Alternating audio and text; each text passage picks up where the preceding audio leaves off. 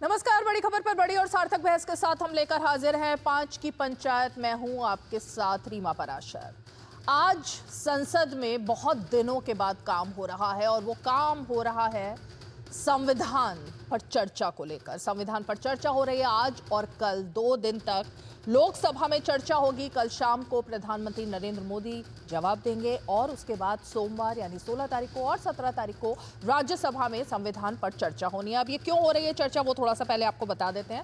चर्चा इसलिए हो रही है कि संसद लगातार बाधित हो रही थी, संसद नहीं चल पा रही थी और इसी को लेकर लोकसभा स्पीकर ने ओम बिरला जी ने एक बैठक बुलाई, सर्वदलीय बैठक, और उस बैठक में सभी दलों में के सामने एक प्रस्ताव रखा कि क्यों ना संविधान पर चर्चा कर ली जाए, क्योंकि 75वां वर्ष है और इसीलिए ऐतिहासिक तारीख जो भारतीय संविधान की है उसको देखते हुए भारत के संविधान को अपनाने के, क्योंकि 75 वर्ष 9 दिसंबर 1946 को संविधान सभा की जब पहली बैठक हुई, 26 नवंबर 1949 को संविधान को अंगीकार किया गया और 26 जनवरी 1950 को भारत का संविधान लागू हुआ। तो इस वजह से भारत के संविधान को अपनाने के ये 75 वर्ष पूरे हो रहे हैं, इसीलिए ये चर्चा अहम भी हो गई थी। हालांकि 2024 के चुनाव में से लेकर अब तक हमने देखा कि किस तरह से संविधान हमारा चर्चा में आ गया है। हालांकि ये संविधान, इसे चर्चा में लाने के लिए हाथ में लेने की जरूरत नहीं है, क्योंकि भारत के हर नागरिक के मन में संविधान का मूल है, उसकी अवधारणा है और इसी के हिसाब से सब चलते हैं। अब संविधान को हाथ में रखना ये कोई फैशन का प्रतीक नहीं है, बल्कि जब हम हाथ में लेते हैं ना हमारे भारत के संविधान को, तो हमारे कर्तव्य बहुत ज़्यादा बढ़ जाते हैं और हमें उन कर्तव्यों का पालन करने की प्रेरणा इसी संविधान से मिलती है। लेकिन ऐसा लग रहा है कि जिनको संविधान के बारे में शायद बहुत ज़्यादा ज्ञान भी नहीं है, जो इतिहास भी भूल चुके हैं, वो भी हाथ में संविधान को लेकर एक फैशन की तरह इस्तेमाल कर रहे हैं। और ये हम आरोप नहीं लगा रहे हैं, बल्कि आरोप लगातार 2024 के चुनाव से लेकर अब तक लग रहा है। अब वो फैशन क्यों कहा जा रहा है ये हम आपको ज़रूर बताने की आज इस शो में कोशिश करेंगे कि क्यों संविधान को जिन लोगों ने नहीं अपनाने दिया, जिन लोगों ने बार बार संविधान की धज्जियां उड़ाई, वो आज संविधान को हाथ में लेकर जनता को बरगलाने का क्या काम कर रहे हैं, ये सवाल भी पूछेंगे हम आपसे। लेकिन सबसे पहले आज जब डिबेट हुई उसमें बहुत सारी बातें निकलकर सामने आई, उनसे शुरुआत करते हैं और उसके बाद मैं जो बात कर रही हूँ किसने संविधान के साथ क्या किया वो भी आपको दिखाएंगे। पहले वो तस्वीरें और बयान।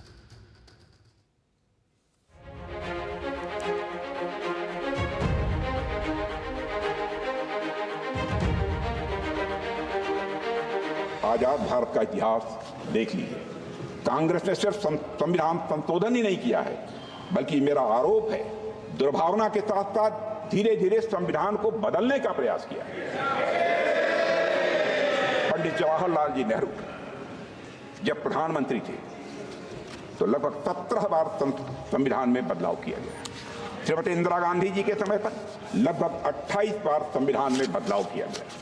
श्री राजीव गांधी के समय पर लगभग 10 बार संविधान में बदलाव किया गया। मनमोहन सिंह जी के समय लगभग 7 बार संविधान में बदलाव किया गया। कांग्रेस सरकारों द्वारा किए गए अधिकांश संवैधानिक संशोधन या तो विरोधियों और आलोचकों को चुप कराने के लिए किए गए या तो गलत नीतियों को लागू करने के लिए किए गए।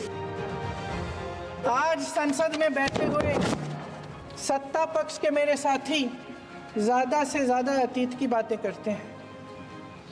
1921 में क्या हुआ, कब हुआ, नेहरू जी ने क्या किया। अरे वर्तमान की बात करिए, देश को बताइए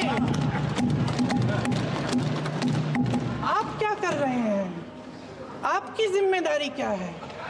कि सारी जिम्मेदारी जवाहरलाल नेहरू की है।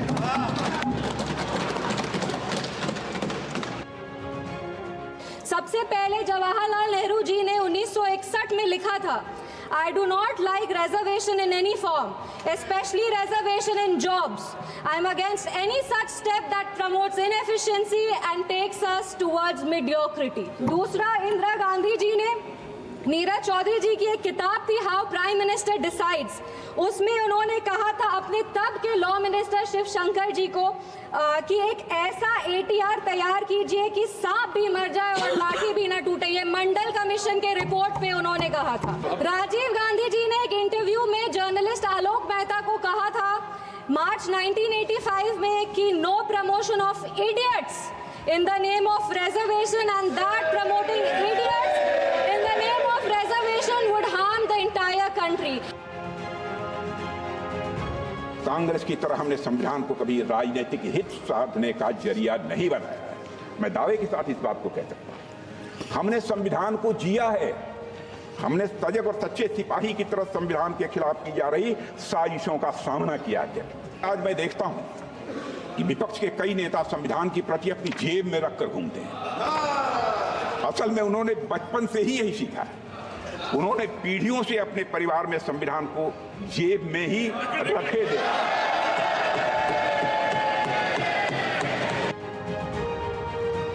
देश के 20 करोड़ से ज्यादा अल्पसंख्यकों के, विशेषकर मुसलमानों के, उनकी संपत्ति को लूटा जा रहा है, हत्याएं की जा रही हैं, घर तोड़े जा रहे हैं, उनके पूजा स्थलों पर कब्जा प्रशासन की मदद से किए जा रहे हैं। हर मस्जिद के नीचे मंदिर खोजने वाले तत्व इस देश को शांति से रखना ही नहीं चाहते हैं।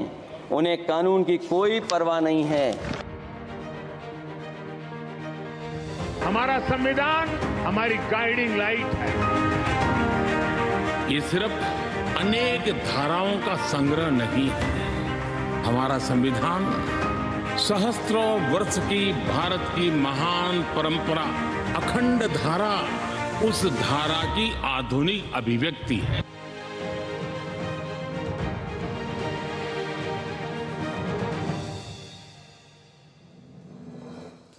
तो यही है संविधान जो आप सबके हाथ में देख रहे हैं। लेकिन मैं आपको ज़रा वो एक बात जो शायद जो लोग संविधान को हाथ में लेकर सिर्फ इसको एक प्रति की तरह यूज़ कर रहे हैं, इस्तेमाल कर रहे हैं, वो शायद एक मौलिक कर्तव्य जो साथ में इसमें लिखा हुआ है वो भूल रहे हैं। और इसमें लिखा है कि भारत की संप्रभुता, एकता और अखंडता को बनाए रखना और उसकी रक्षा करना, देश की रक्षा करना और आह्वान किए जाने पर राष्ट्र की सेवा करना, भारत के लोगों में समरसता और समान मातृत्व की भावना का निर्माण करना, और अब गौर करने वाली बात है, और जो धर्म, भाषा, प्रदेश या वर्ग आधारित सभी प्रकार के भेदभाव से परे हो। तो ये बात है जिसको याद रखना मौलिक कर्तव्यों में सबसे अहम है। अब जरा हम आपको बताते हैं कि कौन है वो जो ये मौलिक कर्तव्य है इतिहास में भूले थे। खाली हाथ भूले इतिहास। अब कांग्रेस ने कब कब संविधान को बदलना चाहा, ये गौर करने वाली बात है। शुरुआत करते हैं क्योंकि बार बार जवाहरलाल नेहरू का नाम सामने आया। तो पूर्व प्रधानमंत्री जवाहरलाल नेहरू ने 12 मई 1951 को जब पहली बार ही संसद में पहला संविधान संशोधन विधेयक पेश कर दिया, और यह विधेयक मूल संवैधानिक प्रावधानों से इतना भिन्न था जिसके आधार पर यह संविधान बनाया गया था कि इसे दूसरे संविधान या फिर कि नेहरू के संविधान की संज्ञा ही दे दी गई थी। अब इसमें जो प्रावधान था वो अगर आप सुनेंगे ना तो सब कुछ समझ में आ जाएगा कि किसने संविधान के साथ क्या खिलवाड़ किया। इसमें बोलने की स्वतंत्रता, भेदभाव की स्वतंत्रता और संपत्ति के अधिकार में भारी कटौती का प्रस्ताव रखा गया। तो ये देखिए, अब दूसरा नाम आता है 1975 में इलाहाबाद हाईकोर्ट ने इंदिरा गांधी को 6 साल के लिए चुनाव लड़ने के लिए जब रोक लगा दी थी, तो 12 मई 1951 को ये विधेयक जो लेकर आए उसमें मूल संवैधानिक प्रावधानों से, ये तो हम बता ही रहे हैं, नेहरू के संविधान की बात हमने जो की थी, तो नेहरू के संविधान का इसमें बोलने की स्वतंत्रता और ये तमाम बातें निकल करके सामने आई थी। अब जरा दूसरे शख्स पर आते हैं, वो है इंदिरा गांधी। इंदिरा गांधी के खिलाफ कोर्ट ने गलत तरीके से चुनाव जीतने के मामले में फैसला सुनाया था, और इंदिरा गांधी ने अपने पद से इस्तीफा देने के बजाय आपातकाल की घोषणा करवा दी। ये वो दूसरा ग्राफिक है जो हम इंदिरा गांधी के बारे में बता रहे हैं। इस मामले में जब उनको सत्ता की बागडोर सीधे उन्होंने अपने हाथों में ले ली और इस्तीफा नहीं दिया, तो ये आपातकाल की घोषणा, फिर जो हम पहले संविधान की बात कर रहे हैं। अब थोड़ा सा आगे आते हैं, कुछ पॉइंट्स बता देते हैं आपको। राष्ट्रपति शासन का दुरुपयोग ये करने के जब आरोप लगते थे और लगते हैं अभी की सरकार पर नहीं बल्कि कांग्रेस की सरकार पर, तो उसमें देश में अब तक 124 बार राष्ट्रपति शासन लगाया गया था। 8 बार जवाहरलाल नेहरू के प्रधानमंत्री काल में, इंदिरा गांधी के कार्यकाल में 50 बार, 1980 में केवल 3 दिनों के भीतर ही 9 राज्यों में बहुमत वाली सरकारों को बर्खास्त किया गया था। महाभियोग का मसला कांग्रेस के शासनकाल के दौरान ऐसे 3 मौके आए जब महाभियोग लगाया गया था। चलिए मैं जरा सीधे मेहमानों का रुख कर लेती हूँ। हमारे साथ खास मेहमान जुड़ रहे हैं। राधिका खेड़ा जी हमारे साथ जुड़ रही हैं, प्रवक्ता हैं भारतीय जनता पार्टी की। हमारे साथ अजय वर्मा जी जुड़ रहे हैं जो कि नेता हैं कांग्रेस पार्टी के। फखरुल हसन चांद जी जुड़ रहे हैं, समाजवादी पार्टी के नेता हैं और प्रवक्ता हैं। प्रोफेसर डॉक्टर विनीत सिंह जुड़ रहे हैं जो कि प्रवक्ता हैं एलजेपी के। मैं जरा शुरुआत अजय वर्मा जी आप ही से करना चाहूंगी।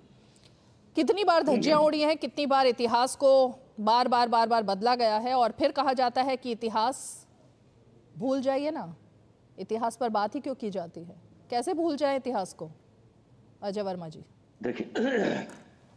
देखिए ये देश जो था जब आजाद हुआ तो बाबा भीमराव अंबेडकर साहब ने संविधान बनाया और 2024 में इसमें 448 अनुच्छेद, 25 भागों में 12 अनुसूचियों और 104 संशोधनों वाले अपने जटिल ढांचे के साथ ये देश को नियंत्रित करने वाले मौलिक अधिकारों, मानकों और कर्तव्यों को रेखांकित करता है। ये लोग सब चीजों को पता होगी।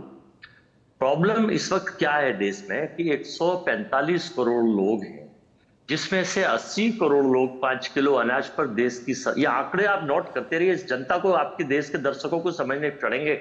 मैं जो बार बार ये सारे संविधान सुना रहा हूं, 80 करोड़ जनता को 19 में 5 किलो अनाज पे आश्रित करा था। वादा ये था कि उनको नौकरी देंगे और अब 2024 की सरकार आने पे उसमें टारगेट ये है कि करीब 1 करोड़ लोगों को, 100 करोड़ लोगों को हम 5 किलो अनाज पर आश्रित करेंगे, ताकि हिटलर का वो प्रतिपादित सिद्धांत कि अपने देश के ज्यादा से ज्यादा लोगों को केवल खाना और पानी मिलता रहे ताकि वो सरकार के खिलाफ ना जाए और इस देश की शासन और सत्ता को 4 उद्योगपतियों के हाथ सौंप दीजिए ताकि उन पे आसानी से आपको नहीं लग रहा है कि ये रटे रटाए जवाब बहुत हो चुके हैं? संविधान पर बात करने का वक्त आ चुका है, गलतियों को ना दोहराया जाए इसका वक्त आ चुका है, गलतियों के लिए क्षमा मांगने का वक्त आ चुका है। रटी रटाई बातें कितनी बार बोलेंगे अजय वर्मा जी? शुरुआत से ही शुरू हो गए आप।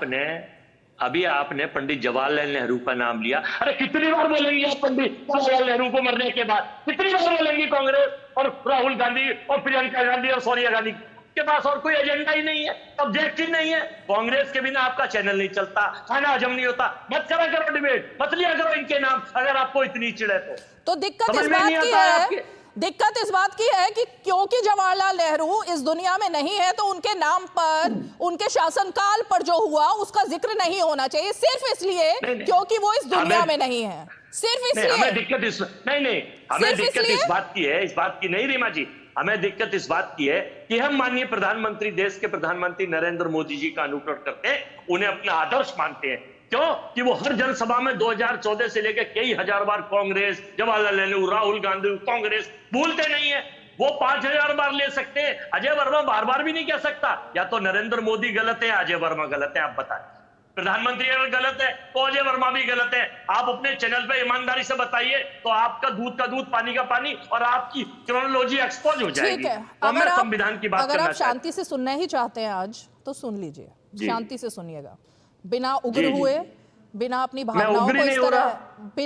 भावनाओं को इस तरह से उग्र किए। आपने कहा ना अगर आप चर्चा करना ही चाहते हैं तो बताइए वो कौन सा प्रावधान था और वो कौन सा संविधान संशोधन था जिसमें बोलने की आजादी, भेदभाव से स्वतंत्रता और संपत्ति के अधिकार में भारी कटौती का प्रस्ताव रखा, और उस वक्त कौन प्रधानमंत्री थे? क्या वो इस दुनिया में नहीं है तो अब उनके बारे में बात ना की जाए? किसने प्रेस की आजादी को खत्म किया था, क्या उस बारे में बात ना की जाए?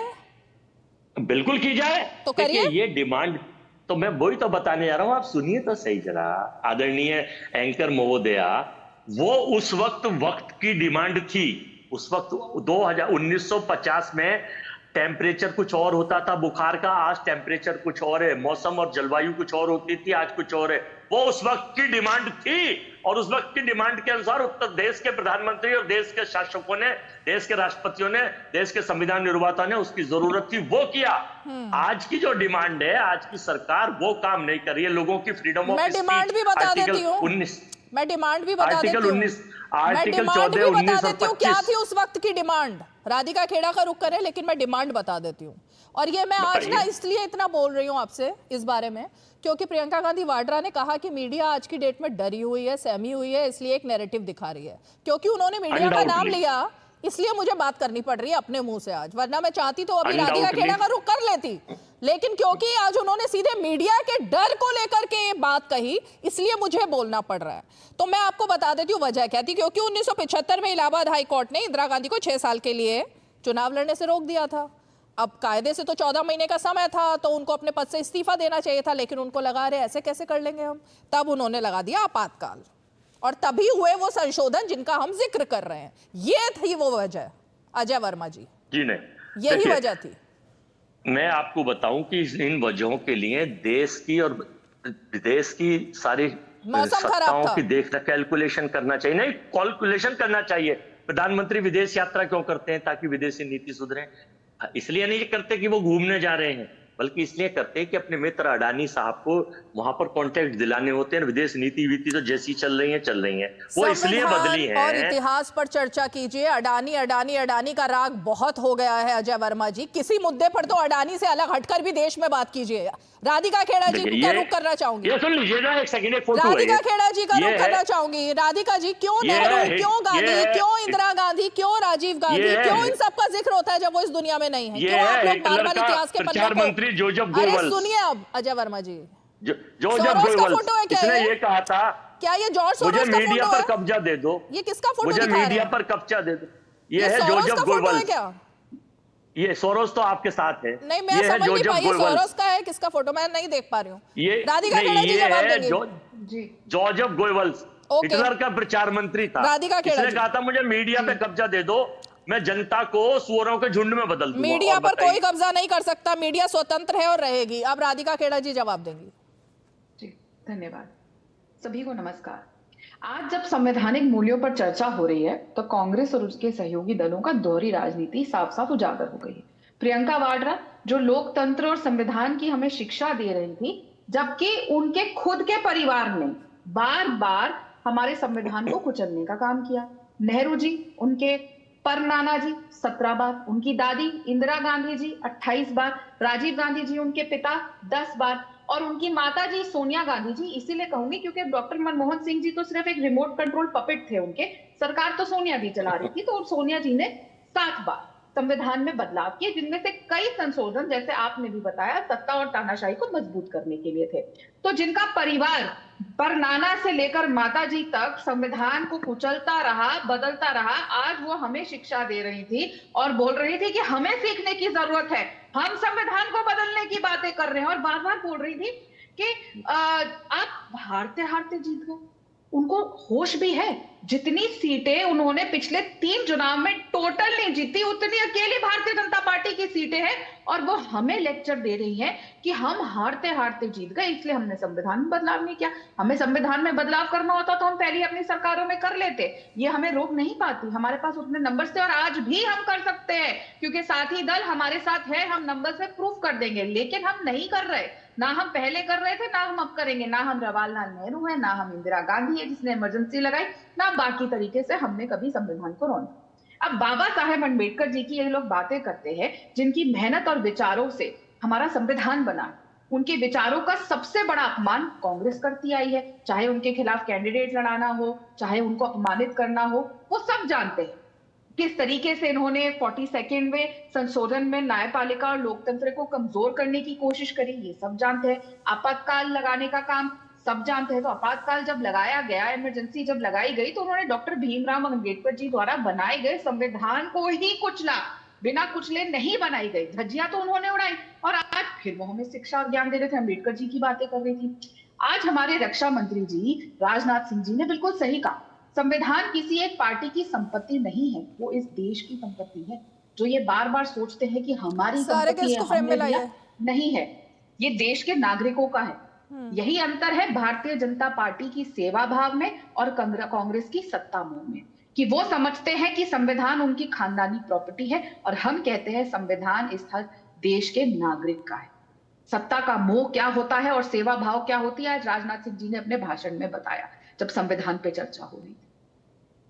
कांग्रेस और चाहे समाजवादी पार्टी हो, आज उन्हें ये जवाब देना होगा, और अजय वर्मा जी जवाब दें कि जब उन्होंने संविधान का अपमान किया, जब उन्होंने संविधान को बार बार बदला, तब उनको संविधान, लोकतंत्र और ये सब बातें याद नहीं आई थी जब कुचला जा रहा था इतनी बार जो मैंने गिनवाया? तब क्या हो जाता था? तब क्यों बदल देते थे? तब भीमराव अंबेडकर जी की आपको इज्जत की याद नहीं आती थी जब आप बार बार उसमें संशोधन कर रहे थे? ओके, फखरुल हसन चांद जी, अहम बात ये थी अखिलेश यादव, मैं रुकिए अजय वर्मा जी, अब 1 सेकंड रुक जाइए।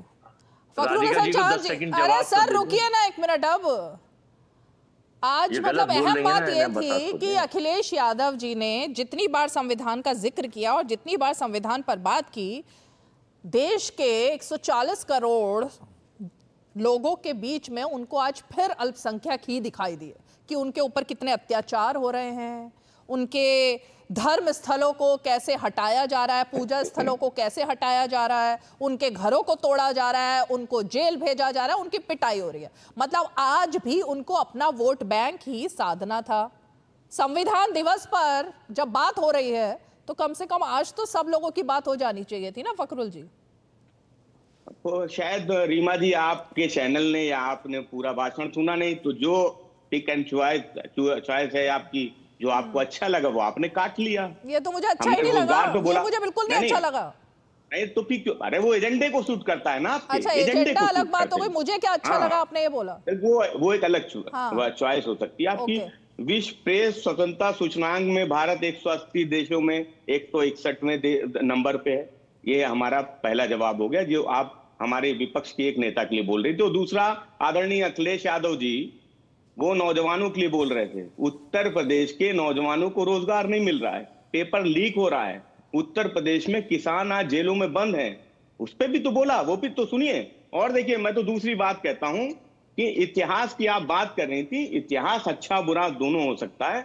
और जिस तरह से कांग्रेस को इमरजेंसी के लिए, आपातकाल के लिए माफ नहीं किया जा सकता, उसी तरीके से अघोषित आपातकाल के लिए भाजपा को भी माफ नहीं किया जा सकता। रीमा जी, क्या है अघोषित आपातकाल? क्या लगा हुआ है देश में? बता दे रहा हूँ। आप तो पत्रकारों को नाम और जात के साथ बोलती हैं, तो मैं आज भी बोल देता हूँ। मैं नहीं बोलती, अखिलेश यादव और राहुल गांधी बोलते हैं। आप शायद मेरा चेहरा किसी और में देख रहे हैं। हाँ, मैं तो, हम समाजवादी वैसे ही बोल देते हैं, हम वैसे तो नाम लेना नहीं चाहिए। लेकिन उत्तर प्रदेश में एक पत्रकार है अभिषेक उपाध्याय, जब वो सरकार को आईना दिखाते हैं तो उनके खिलाफ मुकदमा लिख दिया जाता है। अगर कोई पत्रकार मिड डे मील का घोटाला दिखाता है तो उसके खिलाफ, पत्रकार के खिलाफ मुकदमा लिख दिया जाता है। कोई पत्रकार सच दिखाता है तो उसके खिलाफ मुकदमे लिखे जाते हैं। और एनसीआरबी के आंकड़े उठा के देख लीजिए, सच सामने आ जाएगा कि उत्तर प्रदेश में सरकार किस तरीके से पत्रकारों पर जुल्म कर रही। और जब आप लगातार संविधान की बात कर रही थी, कांग्रेस से बहुत से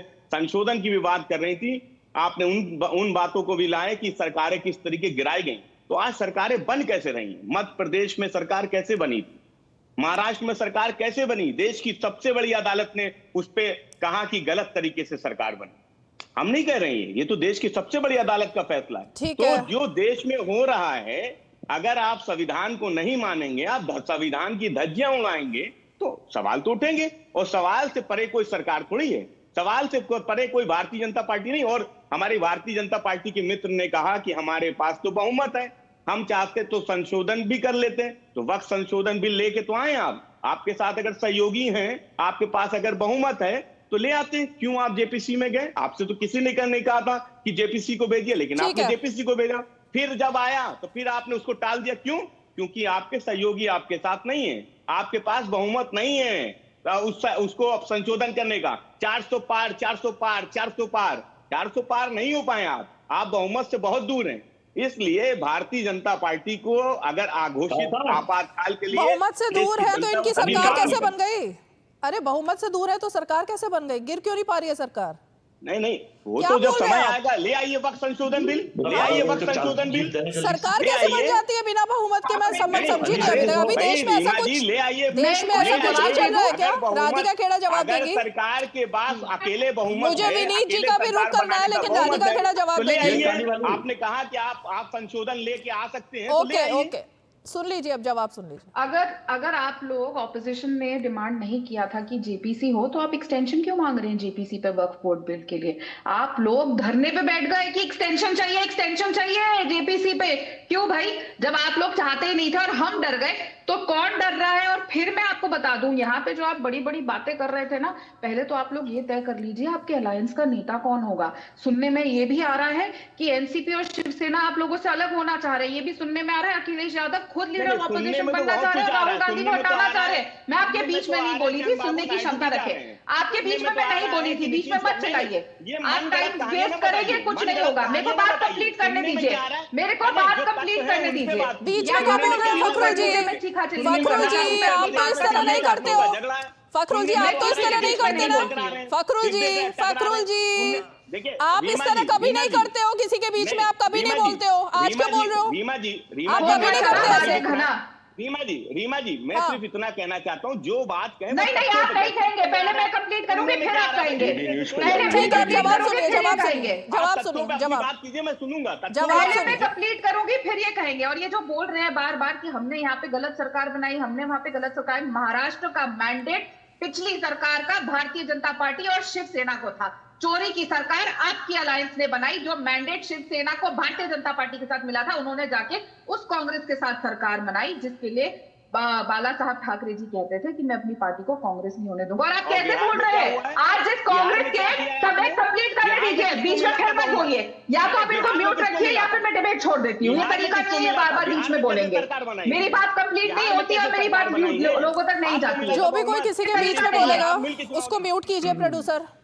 धन्यवाद। चलिए अब बात आती है, ये यहाँ पे जो ज्ञान दे रहे थे और आज जो ये कसीदे पढ़ रहे हैं कांग्रेस की, और ये लोग कांग्रेस के साथ जाने की बात करते हैं, ये भूल जाते हैं इनके सबसे बड़े नेता मुलायम सिंह यादव जी ने क्या कहा था। उन्होंने कहा था मेरे बेटे की वजह से हम विधानसभा चुनाव हार गए, क्योंकि वो उस कांग्रेस के साथ हाथ मिला दिया जिसने मुझे खत्म करने का काम किया। केस पे केस मेरे पे लगाए, मेरे घर ईडी भेजी और मेरे बेटे ने उस कांग्रेस के साथ अलायंस कर ली। एक बेटे को महाराष्ट्र की जनता ने सबक सिखा दिया, दूसरे बेटे को उत्तर प्रदेश की जनता सबक सिखाएगी। बोलिए आपको जो बोलना है। जवाब दीजिए फखरुल जी, उसके बाद विनीत जी। देखिए ये वो उस दल की प्रवक्ता हैं जिनके इंजन आपस में टकरा रहे हैं दिल्ली और लखनऊ की, जिसमें उत्तर प्रदेश के चुनाव के बाद लोग कैबिनेट की मीटिंग में दो डिप्टी सीएम ना जाते हो, वो हमें ज्ञान दे रहे हैं कि हमारी पार्टी में किस नेता ने क्या कहा था। नेताजी ने कभी इस तरीके की बात नहीं कही थी। नेताजी ने कहा था कि समाजवादी पार्टी ये साइकिल निशान। आप क्यों आप बोल रही हैं? आप क्यों आप परेशान हैं? आप क्यों बयान? अरे निकलवा के चलाइए, मैं भी चलवाता हूँ बयान। आप लोग कितना झूठ बोलेंगे? सुबह से शाम तक तो झूठ बोलती हैं, झूठ बोलने के लिए आती है आप चैनल पे, ये कैसे होगा? के लिए चैनल पे आती हैं, आप हवाबाजी करती हैं। बिहार में किसकी सरकार बनी है? आपको मैंडेट मिला था, आपकी सरकार को मैंडेट मिला था। कैसे सरकार चला रही है वहां पे? कैसे भाजपा गठबंधन की सरकार चल रही है बिहार में? आपको मैंडेट मिला था। ये जो लोगों ने भारतीय जनता पार्टी ने मध्य प्रदेश में महाराष्ट्र में सरकार चलाई। डॉक्टर विनीत सिंह, आपकी भी मैंने जब सांसद महोदया को सुना तो उन्होंने नेहरू जी की 5 गलतियां निकाली, तो वो भी बात तो नेहरू जी पर ही कर रही थी। अब अजय वर्मा को लग रहा है जो इस दुनिया में नहीं है उनकी गलतियों पर भी बात ना की जाए, उनकी अच्छाइयों पर भी बात ना की जाए। मतलब बात जो है वो मनमोहन सिंह जी के युग से शुरू होगी अब देश में, क्योंकि उससे पहले के तो बाकी सभी लोग अब इस दुनिया में नहीं है। तो भारत जो है वो मनमोहन सिंह एरा के बाद से शुरू होता है अब कांग्रेस के लिए। रीमा जी आप सभी को नमस्कार, गुड इवनिंग। आशा है मेरी आवाज आ रही होगी जी। ऐसा करते हैं कि 2014 के पहले का जितना भी इतिहास है इसको डिलीट कर दिया जाए। आपके सवाल पे मैं आता हूं, लेकिन पहले सपा के जो प्रतिनिधि हैं मैं उनसे बात कर लूं। भाई यही आपके मुलायम सिंह यादव नेताजी ने कहा था, और जिस हाथ ने अखिलेश यादव को बचपन में खिलाया पिलाया, अखिलेश यादव ने उनके गर्दन पे हाथ पकड़ लिया था। तो जरा ये भी बताइएगा। अब जो बात कहने जा रहे हैं, सुनिए मेरी बात भाई, सुनिए। 2012 से लेकर 17 तक आपने कितनी नौकरियां दी हैं हमें सब मालूम है। हमें यह भी मालूम है कि मुजफ्फरनगर के जो फ्लाइट के जो विक्टिम में बेचारे ठंड में ठिठुर रहे थे और आप लोग बैठ के वहां पे नाच गाना देख रहे थे सफाई में, हमें यह भी मालूम है कि 100 कॉम्युनल राइट कराना है। शांत रहिए। और जहां तक बात आती है कांग्रेस की प्रतिनिधि की, रीमा जी आप इनको चुप नहीं कराइएगा, मैं नहीं बोल पाऊंगा। ऐसे ऐसे लोग डिबेट में आके सपा यूपी में और राजद बिहार में, ये दोनों संबंधी हैं, दोनों का काम यही है कि हर जगह अराजकता फैलाते हैं। इनको चुप कराइए रीमा जी, इनको चुप कराइए। म्यूट क्यों नहीं हो पा रही है? बिल्कुल चुप रहिए रीमा जी, इनको चुप कराइए। आप चुप रहिए, बदतमीजी कीजिएगा। जिस बाप के गर्दन पे हाथ आप कर रहे हैं फखरुल जी, सबके बीच में बोल रहे हैं आप, किसी को मौका नहीं दे रहे हैं बोलने का। हर किसी के बीच में आप बोलेंगे, हर किसी के बीच में, ऐसे नहीं होता ना। सब अपनी अपनी बारी का इंतजार कर रहे हैं, आप सबके बीच में कूद रहे हैं। चलिए बोलिए। रीमा जी 30 सेकंड। हाँ। 2 लाइनें याद आती हैं कि लम्हों ने खता की और सदियों ने सजा पाई। भैया इतिहास ही वर्तमान का और भविष्य का निर्धारण करता है। आज देश की स्थिति यह है, उसके लिए 54 साल कांग्रेस जिम्मेदार है। आपने अपने शुरुआती उद्बोधन 1951 से चालू किया। आर्टिकल 35A को चोरी छुपे घुसाया गया, संविधान में संशोधन करके 1976 में 47 अमेंडमेंट के थ्रू सोशलिस्ट और सेकुलर घुसाया गया, जिसका की कोई जरूरत नहीं थी। और आइए तुष्टिकरण की पराकाष्ठा देखिए। 1954 में वक्फ बोर्ड, न्यू वक्फ बोर्ड 1951 में, मुस्लिम पर्सनल लॉ बोर्ड, किसके लिए किया आपने, ये तो बताइए। और ये बार बार अजय वर्मा जी बोल रहे थे हिटलर के गोबेल्स के बारे में। आपको मालूम है मुसोलिनी के पीआर मैनेजर कौन थे? स्टीफेनो मैनो का नाम सुना है? ये उसी परिवार से आते हैं लोग। तो थोड़ा सा ये भी समझ लीजिए। संविधान का अगर हनन हुआ है रीमा जी, तो कांग्रेस उसके लिए पूरी तरह जिम्मेदार है। आज देश की स्थिति यही है, उसको हम लोग फिक्स करने की कोशिश कर रहे हैं, जिसके लिए ये जो है ना सोरोस या ओपन सोसाइटी फाउंडेशन, उनके हाथ में खेलते हैं और कहते हैं ना कि हम डरते नहीं है छल चंदों से, पर हर बार पराजय पाई है घर के ही जय चंदों से। यही काम कांग्रेस और विपक्ष का काम कर रही है। एक छोटा सा ब्रेक ले लेते हैं, ब्रेक के बाद लौटते हैं। छोटा सा ब्रेक लेते हैं। बढ़िया है, क्यों ना? प्राकृतिक हल्दी, मिर्ची, धनिया नहीं, मिर्ची, धनिया, हल्दी, MDH।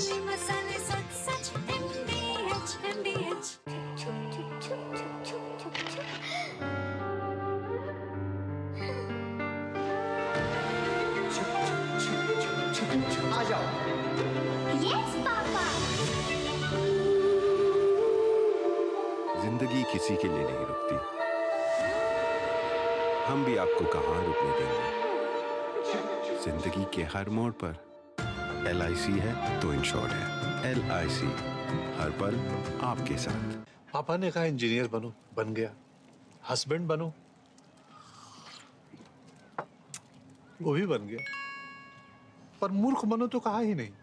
देखिए, नकली पेमेंट का SMS, कहते हैं पापा का उधार लौटा रहे हैं, फिर बोलेंगे गलती से ज्यादा पैसे भेज दिए, बेटे बाकी के पैसे वापस कर दो। आज्ञाकारी बेटा हूं, मूर्ख नहीं हूं। याद रहे, UPI सेफ है, मगर कोई ऐसे बेवकूफ बनाए तो कहो मैं मूर्ख नहीं हूं।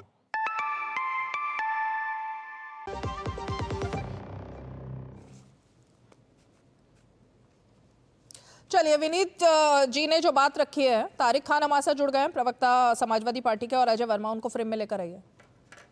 तारिक खान जी, आपके जुड़ने से पहले सवाल ये खड़ा किया गया था कि अखिलेश यादव ने जो कुछ बोला उसके पीछे की थ्योरी क्या थी। अल्पसंख्यक अल्पसंख्यक अल्पसंख्यक, कहीं ना कहीं एक ही विषय था जिसके इर्द गिर्द पूरा उन्होंने अपना आज का भाषण बुना था। तो इसी पर जवाब मिला है आपको अभी?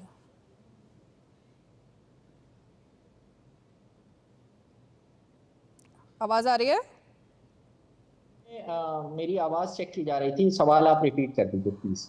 मैं विनीत सिंह को एक बार फिर से फ्रेम में लाना चाहूंगी। विनीत जी, अपनी बात कंप्लीट कीजिए ताकि तारिक जी जवाब दे पाए। रीमा जी, सीधा सा हिसाब है कि ये देश जो विकसित होने के राह पे अग्रसर है, विपक्ष बिल्कुल नहीं चाहता है। हलकान है, घबराए हुए हैं, हरियाणा का रिजल्ट हो या महाराष्ट्र का रिजल्ट हो। अभी बात बिहार की निकली है। बिहार में अभी लालू प्रसाद यादव ने जो कमेंट किया है महिलाओं के बारे में, आधी आबादी के बारे में, उसके बारे में किसी ने कुछ नहीं बोला। यहां पे एनडीए की सरकार बिल्कुल मजबूत है। मैं बिहार का नाम इसलिए ले रहा हूं कि बिहार में बैठा हुआ, बिहार का हूं मैं। तो कोई भी विपक्ष की बात करेगा, हमें मालूम है कि कितनी बार संविधान का हनन हुआ है। मैंने आपको बता दिया और आपने भी अपने शुरुआती उद्बोधन में बताया है, और ये चीज चलता रहेगा। लेकिन हमें विपक्ष से कोई मतलब नहीं है। देश आगे बढ़ रहा है एक ओजस्वी नेतृत्व के अंतर्गत, उनके नेतृत्व में, और हम लोग आगे काम करते रहेंगे। ठीक है, अजय वर्मा जवाब दीजिए, उसके बाद तारिक खान। रीमा जी, 2014 से जब से देश आजाद हुआ, और ना महात्मा गांधी के देश की आजादी में योगदान रहा, एक वास्को डिगामा साहब गुजरात से आए थे, उन्होंने भारत की खोज की इन्वेंट्री की थी। ये बात मैं नहीं कह रहा, कंगना रनौत इनकी सांसद कहती हैं। ये पता है, जो अभी प्रवक्ता कह रही थी वो पहले हमारे साथ थी, अब गलती से वहां चली गई हैं, कुछ दिनों बाद आ जाएंगी। 106 संशोधन 2014 से लेकर 2024 तक संविधान में देश की वर्तमान सरकार और उसके मुखिया और उसके सहयोगियों ने किए हैं। ये भी जानकारी देश के लोगों को होनी चाहिए। और अगर बात करें तो अरुणाचल पे बात नहीं करेंगी, बेटियों की सुरक्षा पे बात नहीं करेंगी, रोजगार पे बात नहीं करेंगे, वर्ल्ड हैप्पीनेस इंडेक्स पे बात नहीं करेंगे, वर्ल्ड हंगर इंडेक्स पे बात नहीं करेंगे। हंसी खुशी भारत की खत्म होती जा रही है। व्यापार, नौकरी, रोजगार, महंगाई उच्चतम स्तर पर है। खुदरा महंगाई की दर पता है कितनी है? लेकिन नहीं, इनको अपना एजेंडा चलाना हिंदू मुस्लिम, मंदिर मस्जिद, पाकिस्तान हिंदुस्तान, और पता नहीं कहां कहां क्या क्या ले आते हैं, मुद्दों से भटकाते हैं। तो आज तक 70 साल के इतिहास में हमने पहली बार देखा सरकार संसद नहीं चलने दे रही है और आरोपित विपक्ष को करना चाह रहे हैं। सरकार के वीर और बयानवीर, अरे सरकार से सवाल पूछे जाते हैं रीमा जी, ना कि अपोजिशन का काम है सवाल पूछना। सरकार का काम है जवाब देना, उल्टा वो अपोजिशन से सवाल पूछ रहे हैं। इसीलिए कि वो बचाना चाहते हैं केवल अडानी साहब के उस घोटाले को। फिर वही बात आ गई, आप तो ना सरकार गिर जैसे जाएगी। ग्राफिक्स घूम रहा है ना, ऐसे ही आपका हर कुछ घूम रहा है। बीच में अडानी का फोटो है और हर मुद्दा घूम घूम के वहीं आके रुक जाता है। राधिका खेड़ा जवाब देंगी। देखिए, हर डिबेट में ना राधिका खेड़ा जी, आप वापस जाने वाली हैं क्या कांग्रेस? उन्होंने कहा कुछ दिनों बाद हमारे पास वापस आ रही है। अजय वर्मा जी को ना ऑब्सेशन है, और इनके बाकी सारे प्रवक्ताओं को भी ऑब्सेशन है कि राधिका खेड़ा कांग्रेस छोड़ के चली गई, राधिका खेड़ा वापस आ जाएगी। इतनी राधिका खेड़ा की चिंता थी तो जब उसको 3 आदमियों ने कमरे में बंद किया था तो आप मुंह खोल के बोल देते और बोलते अपने हाईकमांड से कि न्याय दो लड़की को, प्रियंका चतुर्वेदी को न्याय दो। जितनी लड़कियां छोड़ के गई है उनको न्याय दो। तो यहाँ बैठ के ना हमारे परिवारों में ये शिक्षा नहीं दी जाती। यहाँ पे हमें सशक्त किया जाता है कि अगर आपको कोई ऐसे करे तो वो पार्टी में दोबारा मत जाना। शायद आप अपनी बेटी को वापस उस घर में भेज दे, खैर वो इनकी पर्सनल चॉइस है। लेकिन यहाँ पे बात हो रही है इतिहास की, वास्को डी गामा की बात कर रहे हैं, ये अलग अलग पुराने लोगों की बात कर रहे हैं। तो एक इतिहास की एक असली कहानी मैं यहाँ पे सुनाना चाहूंगी, 30 सेकंड दीजिएगा। हम सब जानते हैं जवाहरलाल नेहरू जी इस देश के प्रथम प्रधानमंत्री है, और यहाँ पे प्रियंका वाड्रा जी ने आज अपनी स्पीच में बोला कि गरीब गरीब हो रहा है, अमीर और अमीर हो रहा है। लेकिन तब की हम बात करते हैं जो ये कहते हैं कि हमने लड़ाई लड़ी, उसकी इंडिपेंडेंस की लड़ाई लड़ी, हमने स्वतंत्रता के लिए ये किया। तो जो ये नेहरू जी थे, जब वो कॉलेज में पढ़ते थे लंदन में, अब देखिए एक आम इंसान उस समय में लंदन तो जा नहीं सकता था, तो कहीं से तो पैसे आ रहे थे। ये उनके पिताजी अगर वकील थे तो अंग्रेजों के लिए कुछ तो करते होंगे, वरना इतने पैसे तो हिंदुस्तान की जनता नहीं दे सकती थी उस समय जब अंग्रेजों का शासन था। तो जब वो बाहर पढ़ते थे, ऑक्सफोर्ड में, कैम्ब्रिज में, जहां भी थे, तो उनके पास 2 रोल्स रॉयस थी। जब वो कॉलेज से बाहर निकलते थे तो दोनों रोल्स रॉयस एक ही गेट पर खड़ी हो जाती थी कि पता नहीं नेहरू जी कौन से गेट से आ जाए। और यहाँ पे बात सीमित नहीं हुई, उनके हिंदुस्तान से कपड़े आपको पता है पेरिस धुलने जाते थे। और मैं ये बहुत जिम्मेदारी से बोल रही हूँ क्योंकि जब कांग्रेस की ट्रेनिंग वर्कशॉप्स होती है जिसमें कांग्रेस का इतिहास पढ़ाया जाता है, तो ये दोनों बातें बहुत कहते हैं ना सर पे ताज की तरह बताई जाती है कि नेहरू जी के कपड़े भी पेरिस जाते थे। तो मुझे ये समझने की जरूरत है कि जिनका स्वतंत्रता सेनानियों का परिवार है, इतना उन्होंने देश की जनता स्वतंत्रता के लिए बार बोलो, पैसा झूठ कहां से बोलो, आता था कि कपड़े जोर पेरिस से जाते बोलो, थे? आज तो रोज बोलो, झूठ बोलो, तब जाते थे, शिप से जाते थे, कितना पैसा। और ये मैं फिर बोल रही हूँ, इनका ये ऑन रिकॉर्ड है ट्रेनिंग में कि नेहरू जी की उपलब्धियों में, नेहरू जी के बारे में जब सिखाया जाता है तो चाहे युवा कांग्रेस हो, एनएसयूआई हो, ये ट्रेनिंग दी जाती है। 2 रोल्स रॉयस ऑक्सफोर्ड और कैम्ब्रिज के गेट पे खड़ी होती थी, किसी भी गेट से आ जाएंगे। तो कहीं ना कहीं तो ये अंग्रेजों के साथ जो भी है, इनके पिताजी इतने बड़े वकील थे, जो भी थे, तो कहीं से तो पैसा आता था ना। और अंग्रेजों का साथ दिए बगैर तो इतना पैसा नहीं। तारिक खान जी, आपको नॉलेज है कहां से आता था पैसा, या आप भी इतिहास की बात नहीं करना चाहते?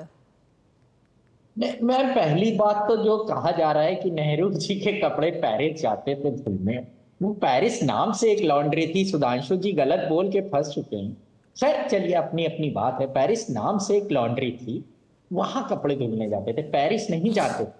अब बात अलग की है, कहा जा सकता है, ये आरोप लगाए जा सकते हैं, लेकिन मैम देखिए ऐसा क्या बताएंगे? अरे बीच में मैडम मैं आपको सुन रहा था, वो कांग्रेस में रह चुके हैं, उनको ज्यादा पता होगा ना। मैम देखिए रीमा मैम, आप उनसे बुलवा लीजिए क्योंकि आप लोगों की जुगलबंदी है। मैं चुप चाहता हूं। भाई किसी की कोई जुगलबंदी नहीं है, मैं तो करेक्ट कर रही थी आपको कि वो कांग्रेस में इतने वर्ष रह चुकी हैं तो उनको ज्यादा नॉलेज होगी ना आपसे ज्यादा कांग्रेस के बारे में, या हो सकता है आपको ज्यादा, मुझे नहीं पता। चलिए बोलिए। नॉलेज का पैमाना गांधी ने मुझे यही नॉलेज सिखाया का पैमाना, रीमा मैम, नॉलेज का पैमाना कांग्रेस, समाजवादी या बीजेपी में रहने से नहीं होता, अध्ययन से, पढ़ने से होता। रह चुकी होंगी कांग्रेस में, मुझे नहीं पता। खैर, मैं ये कह रहा हूं, नेहरू जी के पास पैसा था, बहुत कुछ था, लेकिन कभी नेहरू जी ने अंग्रेजों से पेंशन नहीं ली थी। 10 रुपए, 5 रुपए, 20 रुपए, और न नेहरू जी ने लिख के माफी मांगी थी। नेहरू जी ने इलाहाबाद का घर अपना, करोड़ों की संपत्ति थी, और ये फैक्ट है, चैलेंज देके जा रहा हूं, चेक करिएगा, दे दिया है। जो सुधांशु जी भी कहते हैं चेक करा लीजिएगा, चेक करा लीजिएगा, ये भी चेक कराइए, सरकार को दे दिया था। अब मुझे बताइए कि मोदी जी ने दिया है, आडवाणी जी ने दिया है, अटल जी ने दिया है, श्यामा प्रसाद मुखर्जी जी ने दिया है, घर सरकार को दे दिया था। उस टाइम सरकार के पास कुछ एसेट की कमी थी, और उसको चेक करिए, तब आइए। अब ये तो हो गई ये सारी बातें कि अब मैं अपनी पार्टी की भी बात करूं, क्योंकि ये तो बात झूठ बोल देते हैं तो उसको सच भी तो लाना पड़ेगा। लेकिन आप इस बात का जवाब दे रहे हैं विनीत सिंह, उसके बाद आपके पास ही आती हूँ। विनीत सिंह। रीमा जी, मैं जहां पे राधिका जी ने बात खत्म की थी वहीं से मैं बात शुरू करता हूं कि जब नेहरू जी, थोड़ा सा इतिहास की बात चली है तो थोड़ा सा ये बोलना जरूरी है। जब इलाहाबाद जेल में थे तो वो क्या काम करते थे? वो वहां पे फूल लगाते थे और उनको पूछ के पर्दे बदले जाते थे और खाने की सब्जी बनती थी। और ये मुकाबला कहते हैं वीर सावरकर से, जो कि काले पानी की सजा काट रहे थे। पहली बात ये होगी। दूसरी बात मैं ये कह रहा हूं, ये बार बार अंबानी अडानी का नाम लेते हैं, जरा बताइएगा। सपा के प्रतिनिधि बोल रहे थे 2004 में अनिल अंबानी को राज्यसभा किसने भेजा था मेरे भाई? मुलायम सिंह यादव ने भेजा था ना। और सुनिए, गरीबी हटाओ का रीमा जी नारा किसने दिया था 1970 में? इंदिरा गांधी ने। गरीबी तो नहीं हटी, गरीब हट गए। उसी का खामियाजा हम लोग भुगत रहे हैं। और बार बार महिला सुरक्षा की बात आती है, जरा बताइए कि मोईद खान और नवाब सिंह यादव कौन है? और अडानी ने खुद ना कहा है ना कि बॉस मुझे पहला कॉन्ट्रैक्ट राजीव गांधी की सरकार ने दिया था 25,000 करोड़ छत्तीसगढ़ में, 65,000 करोड़ राजस्थान की सरकार ने, केरला की सरकार ने। तो जब अपने पे बात आती है तो आप पलट जाते हैं। मतलब मीठा मीठा गब गब, कड़वा कड़वा थू थू, ऐसे नहीं चलेगा मेरे भाई। रीमा जी, अब मैं जवाब दूं। मैं एक लाइन एक करके तारिक खान पहले तारिक खान जी, देखिए बहुत आसान, तारिक खान जी पहले एक बात बताइए, एक बात सीधा सा समझ लीजिए। देखिए मैं कह रहा हूं अजय वर्मा जी, भाषा की मर्यादा में रहिए, गिरोबान में डालिएगा। पहले तो हम ये तय करना, बड़े भाई सुनिए, बड़े भाई सब लोग एक दूसरे को सुनने आए। विनीत भाई सुन, देखिए जिंदगी बैकवर्ड पीछे नहीं चलती। अब पता नहीं आप लोगों के लिए, कुछ लोगों के लिए चलती होगी, आगे चलती है। हाँ। मैम अभी से आगे की बात करते हैं ना। हाँ। नेहरू जी पे ठीकरा फोड़कर कब तक निकलते रहेंगे कि सब चीज के लिए नेहरू जी जिम्मेदार, नेहरू जी ने? अबे छोड़िए नेहरू जी को, तो फिर ये दो नाम याद रखना आज के बाद। ठीक है, इन दो नामों पर कभी चर्चा ना हो, वीर सावरकर और गोडसे, ये नाम नहीं आना चाहिए ना मैम, क्योंकि हमें इतिहास की बात नहीं करनी ना। तो बात पर राहुल गांधी वीर सावरकर, माफी वीर, ये सब क्यों बोलते हैं? पुरानी बातें क्यों लेकर आई जाती है? इतिहास के पन्ने क्यों खगाले जाते हैं? ये दो नाम क्यों बार बार बोले जाते हैं भाई? नेहरू जी का नाम नहीं लेना क्योंकि वो इतिहास है, इंदिरा गांधी का नाम नहीं लेना इतिहास है, राजीव गांधी का नाम नहीं लेना इतिहास है, लेकिन वीर सावरकर का नाम लेंगे, गोडसे का नाम लेंगे और तमाम पुरानी बातें करेंगे। एक सेकेंड, दो फेज में भारत के इतिहास को डिवाइड कर दिया। हाँ। आजादी से पहले, सुन लीजिए, हाँ ना कर दिया। आजादी से पहले, आजादी के बाद, आजादी से पहले स्वतंत्रता के लिए जो लोग लड़े उस पर एक दिन डिबेट रख लीजिए। उसके बाद सरकारों का रोल आ जाता है। अच्छा अभी तो सरकार है, उसका कोई रोल ही नहीं, खाली 8,000 करोड़ वाले जहाज में बैठता है, सुर से कीनिया, सुर से अफ्रीका, देन शेख साहब के पास सऊदी अरब, वहां यहां मुसलमानों को मारो मारो मारो, वो सऊदी साहब गए, गले लगाया। मुसलमानों को कौन मार रहा है? कब मार रहा है? सुनिए तो, अरे सुनिए तो, कहां मर रहे हैं मुसलमान? अरे मैम यही तो आप बात है। एक वर्ड में ना निकालिए, इनसे भी कहिए चुप रहिए। अरे कहां मारे जा रहे हैं वो तो बता दीजिए। पूरी बात कर दो, कहते हैं फेक नैरेटिव। एक बहुत अच्छा संविधान को हाथ में लेकर के एक फेक नैरेटिव चलाया गया, वही फेक नैरेटिव ये है। अच्छा एडवाइस, ये जो इसमें जो खाली पन्ने हैं ना, एक पेन ले लिया करिए, उस पे लिखा करिए मेरी बात को, फिर अंत में पूछा करिए, कंप्लीट तो कर लो। बीच में आपने कह दिया इसमें कुछ लिखा है। राहुल गांधी वाला संविधान नहीं है, इसके सारे पन्ने भरे हुए हैं और ये हमारे गर्व से लिया हुआ संविधान है, इसका एक भी पन्ना खाली नहीं है। ये राहुल गांधी वाला संविधान नहीं है। कंप्लीट तो कर लेने दीजिए। अब आप बीच में सबको सुनती हैं, हम लोगों को भी सुन लीजिए। तो यही बात मैं कह रहा हूं कि इस पे चर्चा होनी चाहिए कि सरकार का दायित्व क्या है और कितना निभाया, इसी पे चर्चा होनी चाहिए सिर्फ।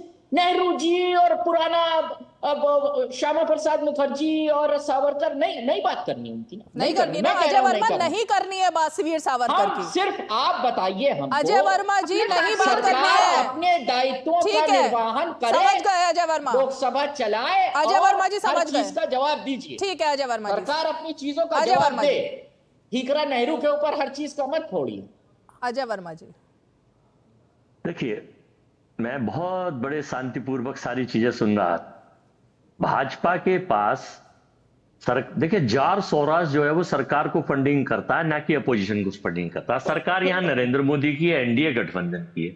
स्वराज से, चाइना से, पाकिस्तान के सरकार के प्रवक्ता बताएं कि क्या संबंध है, क्या रिश्ते हैं, क्यों फंडिंग गुजरात में करते हैं वो, क्यों गुजरात में सारे चाइना ने सबसे ज्यादा प्रोजेक्ट लगा रखे हैं, क्यों इनका प्रतिनिधिमंडल सीपीसी से इनके क्या संबंध है चाइना कम्युनिस्ट पार्टी से। जब अरुण सिंह और सरोज सिंह इनकी सांसद प्रतिनिधिमंडल लेके गए थे सीपीसी के यहाँ, और 85,000 करोड़ का प्रोजेक्ट लगा रखा है चाइना में।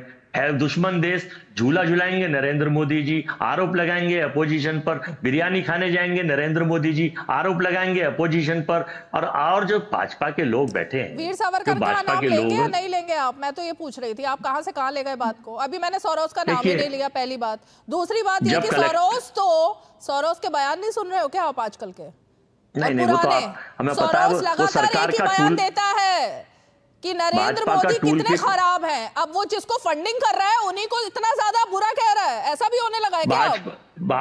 भाजपा का टूल किट एक सक्रिय और माचिस गैंग, जिसमें निशिकांत दुबे गिर रहा। आपने देखा कल संसद में क्या हुआ था?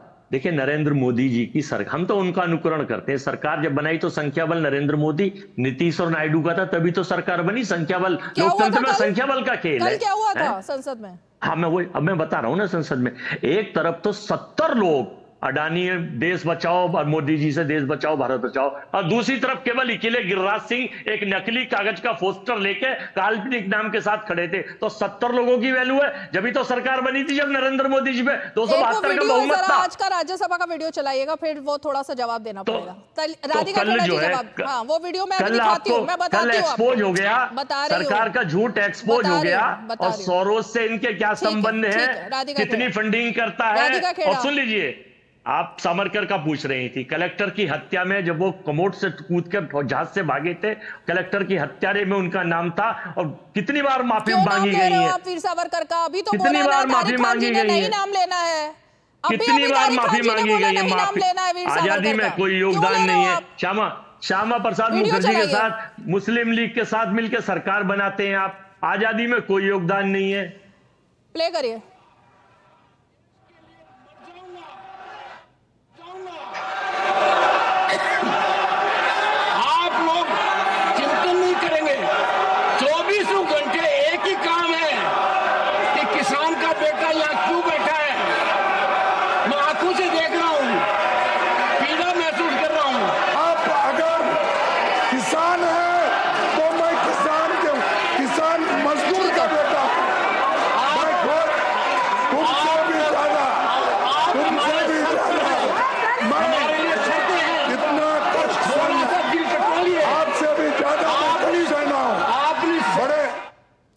जिस पे अजय वर्मा जी बहुत गर्व महसूस कर रहे हो ना आप, वो ये तस्वीर है आज की।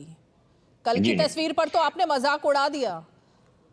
एक किसान के बेटे जो कह रहे हैं ना, उनको सुना आपने? सुन तो लीजिए, सभापति को सुन तो लीजिए, ये हाल बना दिया है ब्रिगेड ने। 700 से ज्यादा किसानों ने आत्महत्या कर ली। ये हाल बना दिया है। 700 से ज्यादा किसानों ने आत्महत्या कर ली, और किसानों के ऊपर खेल के उपराष्ट्रपति, पता है कौन सा कार्ड खेल रहे? उपराष्ट्रपति संसद में बैठकर चेयरमैन के रूप में सहानुभूति कार्ड खेल रहे हैं। तीनों काले कानून ला दिए, 700 से ज्यादा किसान मर गए, उन पर कांटे चलवा दिए, बैरिकेडिंग लगवा दिए, उनको बदनाम कर दिया। और कंगना रनौत क्या कहती है कि वहां पर क्या होता है, और आप यहाँ बैठकर विक्टिम कार्ड आप यहाँ बैठकर शर्म ना आके कि उपराष्ट्रपति से बैठकर, चेयरमैन सभापति राज्यसभा से बैठकर विक्टिम कार्ड खिलवा रहे हैं, विक्टिम कार्ड खिलवा रहे हैं। किसानों को शर्म की बात है कि यहाँ पर बैठकर अजय वर्मा फिर झूठ परोस रहे हैं। अगर किसानों के खिलाफ भारतीय जनता पार्टी होती तो हरियाणा में रिकॉर्ड मतों से और रिकॉर्ड बनाते हुए तीसरी बार सरकार नहीं बनाती। और जो आपके इस पूरे आंदोलन के चीफ थे वो इतनी बुरी तरह जमानत जब्त नहीं कराते। तो किसान किसके साथ है और किसान का विश्वास किसके साथ है और किसान कैसे हमने प्रताड़ित नहीं करे हैं, वो जवाब हरियाणा की जनता ने दे दिया। लेकिन वही टूल किट, ये जॉर्ज सोरस की बात कर रहे हैं ना, ये जॉर्ज सोरस से इसलिए ऑब्सेस्ड है क्योंकि उन्हीं के टूल किट, उन्होंने किस तरीके से किसान आंदोलन को पूरे विश्व भर में फैलाने का काम किया, वही काम आज बार बार डिबेट में ये कर रहे हैं।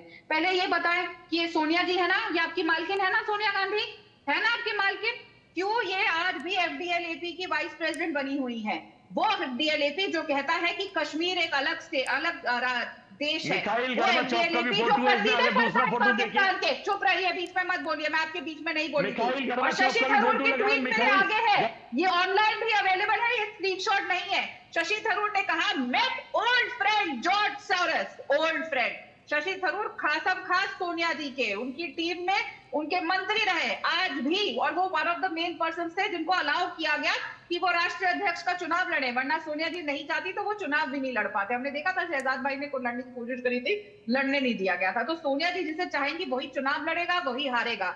और उन्होंने खास लिखा met old friend George Soros. और मैं फिर दिखा दूं आपके दर्शकों को, ये है इनकी मालकिन अजय वर्मा जी की, ये है कांग्रेस पार्टी की मालकिन सोनिया गांधी, जो कि एफडीएलएपी की वाइस प्रेसिडेंट है। वही एफडीएलएपी जो ये कहता है कि कश्मीर एक अलग देश है, वही एफडीएलएपी जो जॉर्ज सोरस के पैसों से चलता है, वही एफडीएलएपी जो एजेंडा सेट करता है ऑपोजिशन का कि हर संसद सत्र के पहले क्या बोला जाए और संसद में क्या बोला जाए। वही एफडीएलएपी जो इनको भी शायद कुछ भेजता होगा, इसलिए बार बार किसानों का मुद्दा, संविधान पे चर्चा हो रही है तो किसान पे जाएंगे। जॉर्ज सोरस सही है, जॉर्ज सोरस को डिफेंड करने के लिए बैठे हैं यहाँ पे, अडानी जी पे जाएंगे, तो एजेंडा और टूलकिट तो जॉर्ज सोरस सीधा सीधा इनको भी भेजना। अजय वर्मा जी, मैं आपके पास अभी इसलिए नहीं आऊँगी क्योंकि अभी आपने एक बहुत ही निंदनीय बात की, बहुत ही शर्मनाक बात की, क्योंकि ये प्लेटफॉर्म नहीं है देश के संवैधानिक पदों पर बैठे हुए लोगों के खिलाफ इस तरह की बयानबाजी का, जो आपने अभी देश के उपराष्ट्रपति, उपसभापति और सभापति उनके लिए किया। मतलब आपने कहा उनको यूज़ किया जा रहा है, अगर वो अपना दर्द बयां कर रहे हैं। खड़गे जी ने भी कहा ना कि वो मजदूर के बेटे हैं और उनका अपमान हो रहा है, तब तो आपने नहीं कहा कि आपके अध्यक्ष जो है वो हर जगह जाकर क्यों इमोशनल कार्ड खेल रहे हैं। आप नहीं बोलते ऐसी बातें, लेकिन पद पर बैठकर नहीं कहना चाहिए ऐसा, किसानों को पॉलिटिसाइज किया जा रहा है और विक्टिम कार्ड खेला जा रहा है, नहीं कहना चाहिए ऐसा। ये संविधान की जायज नहीं है। संविधान की हम बात कर रहे हैं और संवैधानिक पदों पर ही आपको इस तरह से बयान देने हैं। विनीत सिंह जवाब देंगे इसका। पूरा देश देख रहा है कि वो किस तरह के कार्ड खेल रहे हैं। रीमा जी, बस मैं एक चीज दिखाना चाहता हूं and I would like to quote Indian Express over here, जिसके लिए उन्होंने, नेहरू जी ने क्या कहा था, फर्स्ट नो कॉन्फिडेंस मोशन जो मावलंकर जी के अगेंस्ट में लाया गया था, तो विपक्ष को उन्होंने कहा था कि विपक्ष इज इनकॉम्पिटेंट, फ्रिवलस। तो जरा ये बताइए, अभी नेहरू जी की बात से आपको बुरा लग रहा था, तो नेहरू जी सत्य थे या अभी के आपके दोनों भाई बहन सच्चे, उसको बताइएगा। अभी बात चाइना की कर रही थी, मुझे लगता है कि किसी को भी थोड़ा सा वर्ल्ड इकोनॉमिक्स और वर्ल्ड बिजनेस समझ में आता है और आप WTO के सिग्नेटरी हैं, तो आपको मालूम होना चाहिए कि बिजनेस में आप जो है रिस्ट्रिक्शन और बाधा नहीं लगा सकते हैं। इसलिए चाइना भी इन्वेस्ट करता है और हम भी इन्वेस्ट करते हैं चाइना में। लेकिन 1962 में हमें यह भी याद है कि नेहरू जी ने हिंदी चीनी भाई भाई का नारा दिया था, जिसके कारण आज भी अरुणाचल प्रदेश परेशान रहता है। कहने का सीधा था मैं, बिना लाग लपेट। और लुबे लुबाब यह है रीमा जी कि जब तक कांग्रेस इस देश में है और उसके साथ विपक्षी हैं, वो नहीं चाहते हैं कि एक चाय बेचने वाला आगे बढ़े, देश हमारा आगे बढ़े। क्योंकि जैसे ही हम आगे बढ़ते हैं, इनका जो कट मनी होता है वो खत्म हो जाता है, कमीशन खत्म हो जाता है। इसीलिए ये बार बार हमारा पैर खींचने की कोशिश करते हैं। मैं तारिक खान जी का रुख करना चाहूंगी इस सवाल पर जरा। तारिक खान जी, मैं बार बार ये बात हो रही है कि जॉर्ज सोरस की बहुत बात हो रही है। अभी तो ये बात हो रही थी कि एक चाय बेचने वाला अगर देश के प्रधानमंत्री के पद पर बैठा है तो वो आप लोगों को रास नहीं आ रहा है। ऐसा क्या मतलब है? कई स्टेट के अभी वही बात कई हो स्टेट रही के है। अब वो मैम देखिए फिर अभी आप कहेंगे किसान कि का बेटा वो रास नहीं आ रहा, और ये अभी हम लोग चाय वाला कहे तो आप लोग कहेंगे अपमान कर रहे हैं, और अब बाकी लोग चाहे जितना चाय वाला कहें तो प्रधानमंत्री नहीं बना था जब चाय बेचने की बात करी। एक मिनट अजय वर्मा जी प्लीज। कोई मतलब नहीं है। देखिए मैं कंस्ट्रक्टिव डिबेट में बिलीव करता हूं, कोई मतलब नहीं है कोई चाय वाला है या कौन है। अब चलिए, इसकी ये बड़ी ही कंट्रोवर्शियल बात है कि चाय और प्रधानमंत्री के लिए सम्मान होना चाहिए, चाय बेचा कभी बेचा होगा ठीक है, प्रधानमंत्री तो कोई भी बन सकता है ना मैम, कोई रिस्ट्रिक्शन तो है नहीं। अब जिसके पास भी बहुमत होगा वो बनेगा। आपके पास है, कई सालों तक कांग्रेस के पास रहा, लेकिन सबका काम है, अब अपोजिशन का काम है आपसे सवाल पूछना, हम पूछ रहे हैं कि जॉर्ज सोरस को आप चिल्ला रहे हैं। अब आपके अभी मैडम कह रही थी मालकिन, तो मैं भी मालिक ही कह रहा हूं, आप अपने मालिक से सबसे बड़े क्यों नहीं कहते मोदी साहब से कि इनके जो फंड्स हैं जो कि $300 मिलियन के करीब है इन्वेस्टेड है भारत में, उस पर जांच करें, FIR करें। अमेरिका ने तो करके आदेश भी पारित कर दिया कि उसके अडानी के खिलाफ। आप जॉर्ज सोरस के खिलाफ क्यों नहीं कर रहे हैं? क्या दिक्कत है? कौन सी प्रॉब्लम आ रही है? क्या सिर्फ पॉलिटिकल एडवांटेज लेने के लिए आप ये मुद्दा यहां लेकर आ रहे हैं? उसके कई फंड्स भारत में ऑपरेट कर रहे हैं, और कब से कर रहे हैं? एक फंड का नाम है नियो ग्रोथ कैपिटल फ्लोट। सुन तो लीजिए 5 सेकंड और 40,000 ऐसे फंड्स हैं जिसमें पैसा इन्वेस्टेड है। CBI जांच, NIA, तमाम एजेंसी आपके पास, जिसको समाजवादी कांग्रेस के नेताओं के पीछे भेजते हैं ना, इसके बजाय उधर भेजिए। Final comment. ओके, बड़ा अच्छा लग रहा है कि आज कांग्रेस की डिफेंस सारा समाजवादी पार्टी कर रहा है। ये ईडी की इन्होंने बात करी कि हम कांग्रेस और समाजवादी के पीछे ईडी भेजते हैं। याद है ना मुलायम सिंह यादव जी क्या कहते थे आपके सर्वे कि ईडी तो कांग्रेस हमारे पीछे बोलती है। तो खैर वो आपकी इच्छा है, आप कब किसके साथ जाते हैं, कब किसके साथ नहीं जाते, फिर अलग हो जाते हैं, वो आपकी इच्छा है। लेकिन मैं आपको बहुत जिम्मेदारी से कह दूं कि जॉर्ज सोरस और क्या चल रहा है उसमें पूरी कार्रवाई होएगी। जिनके क्या संबंध है उस पर भी कार्रवाई होएगी, हर संबंध पे कार्रवाई होगी। हम किसी को छोड़ेंगे नहीं, लेकिन देश के संसद और पटल पे लोगों को पता होना चाहिए, सबको पता होना चाहिए कि क्या है। मेरे पास में आप सभी खास मेहमान हमारे साथ आज की पंचायत में जुड़े सभी का बहुत ही शुक्रिया। और इसीलिए दिन बड़ा था, डिबेट भी बड़ी होनी चाहिए, लेकिन इंतजार अब सबको कल का है, क्योंकि वो राहुल गांधी जो पूरे समय 2024 पूरा निकल गया है, अब पूरे साल उन्होंने संविधान की कॉपी को हाथ में रखा, लेकिन सिर्फ कॉपी को ही हाथ में रखा ना। कल उनका भी हम एक तरीके से बयान सुनने वाले हैं, क्योंकि सदन में कोई झूठ नहीं बोल सकता, सब कुछ वहाँ पर प्रूफ के साथ रखना होता है। तो अब संविधान पर कल वो भी बात करेंगे, और इंतज़ार रहेगा प्रधानमंत्री नरेंद्र मोदी जो कल लोकसभा में जवाब भी देंगे। चलिए, 5 की पंचायत में आज इतना ही। सोमवार को फिर होगी मुलाकात, तब तक के लिए हमें दीजिए इजाज़त। नमस्कार।